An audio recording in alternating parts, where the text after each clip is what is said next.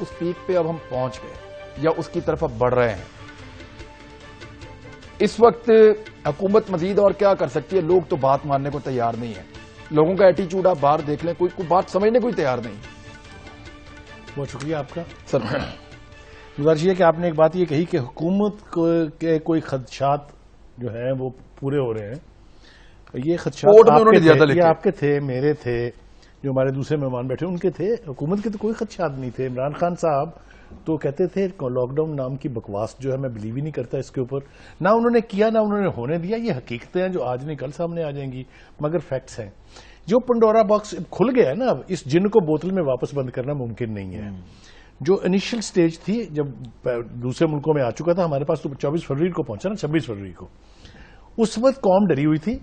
اور آپ کو مجھے پتا ہے اچھی طرح سے کہ لوگ پوچھ رہے تھے ساتھیوں سے کہ باہر نکلنا چاہیے کہ نہیں. دیٹ واز دا ٹائم جب نیا لاک ڈاؤن, جب ہم اس کو اسٹرکٹلی امپلیمنٹ کر لیتے, میکسیمم 14 دن کے لیے اور بڑھا دیتے. 14 دن کے بعد اتنے میں نہ کوئی اموات ہوتی, نہ کوئی بھوک سے مرتا, نہ کوئی کچھ ہوتا. اس وقت آپ نے اس کو ڈینائی کیا, آپ ڈینائل موڈ میں تھے. آپ نے نہ اس کو مانا, نہ عوام تک آپ کی بات پہنچی.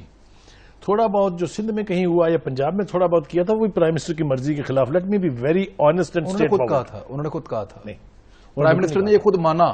ہاں مانا کہ انہوں نے خود مانا تھا, میں وہاں موجود تھا. انہوں نے اس ملک کا پرائم منسٹر جب مجھے اور آپ کو یہ بتایا کہ لاک ڈاؤن اشرافیہ نے کرایا تھا, یا ہمیں ڈوب مرنا چاہیے, اور یا میں بیان نہیں کر سکتا. چلیں آخری بات سر دیکھیے, گزارش یہ ہے اس وقت ہمارا وہ حال ہے, ٹو بی ویری آنےسٹ, جو انیشلی اٹلی اور برطانیہ کا تھا.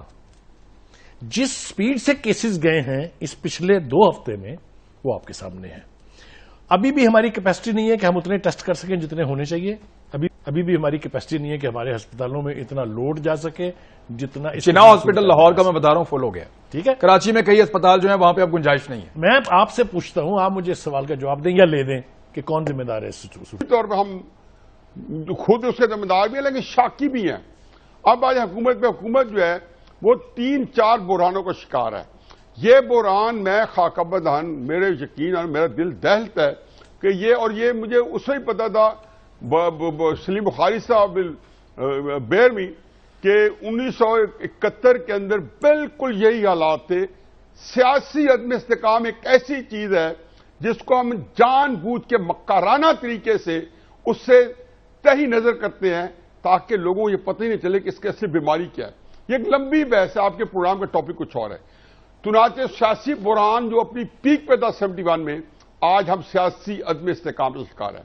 پھر اس نے فالو اپ میں ہمیشہ جب اس کا سیاسی بحران تھا, تو اس کے نمبر جو ہیں اس وقت کم ہیں. ایک تو خیر وہ ڈرائٹس کی وجہ سے, لیکن ایک یہ کہ کرونا بھی مس ہینڈل کرنے کی وجہ سے. ایون دین ہو سکتا ہے وہ جیت جائے الیکشن, وہ بات نہیں ہے. میں بات آپ سے یہ کہہ رہی ہوں کہ دنیا کنفیوز نہیں تھی, ہم تو پہلے دن سے کنفیوز تھے. آپ نے سوال یہ کیا کہ ریسپانسبل کون ہے, اور یہ کہ ہمارے جو لوگ ہیں وہ تو کسی چیز کو ماننے کے لیے تیار نہیں. ایسا دیکھیں, عوام پہ نہیں ہم ڈال سکتے یہ چیز.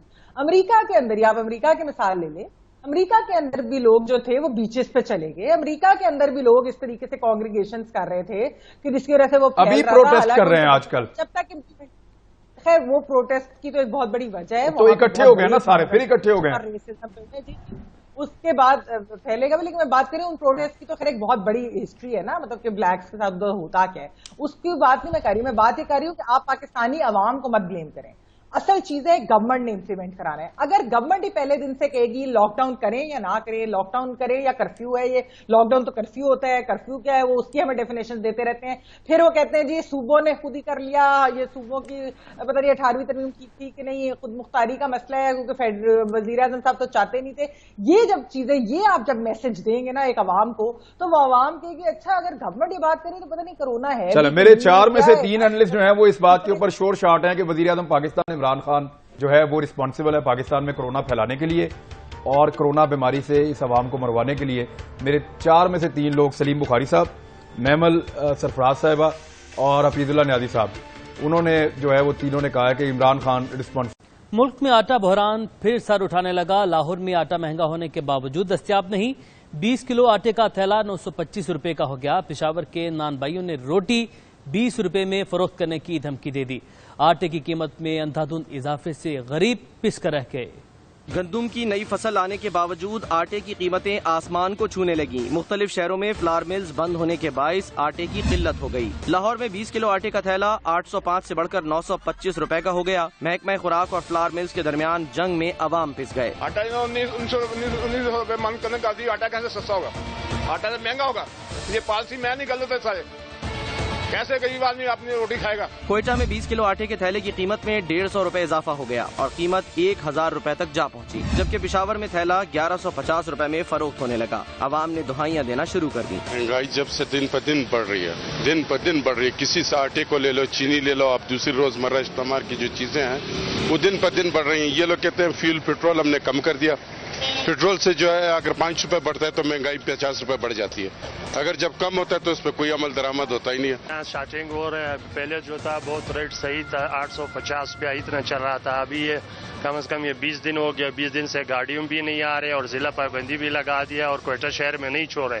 اسی وجہ سے کوئٹہ شہر میں جو ہے ابھی آٹے کا مہنگا ہو گیا، 2550 روپے اعتماد فلور مل دے رہے، فاروق مل یہ مہنگا دے رہے۔ چیئرمین پاکستان فلار ملز ایسوسی ایشن عاصم رضا نے GNN سے گفتگو میں کہا کہ حکومت فلار ملز کو گندم فراہم نہیں کر رہی۔ اوپن مارکیٹ میں گندم 1900 روپے من تک پہنچ گئی ہے۔ آٹے کی قیمتوں میں اضافہ ناگزیر ہے۔ گندم کی پرائسز پیچھے اتنی بڑھ گئی ہیں کہ اس کا اب میں سمجھتا ہوں کہ کوئی اور حل نہیں ہے۔ جو مارکیٹ کی سچویشن ہے وہ اس ٹائم پہ 1700 روپے لوڈ کی پوزیشن بن گئی ہے۔ اپنے پرائسز رائز کرتی ہیں تو گورنمنٹ انٹرونشن کر کے مارکیٹ کی پرائسز کو ڈاؤن لاتی ہے، لیکن یہ وہ ٹائم نہیں ہے۔ آٹا مہنگا ہونے پر نان بھائیوں نے بھی روٹی اور نان کی قیمتوں میں اضافے کا عندیہ دے دیا۔ حکومت نے فوری اقدامات نہ اٹھائے تو بحران شدید ہونے کا خدشہ ہے۔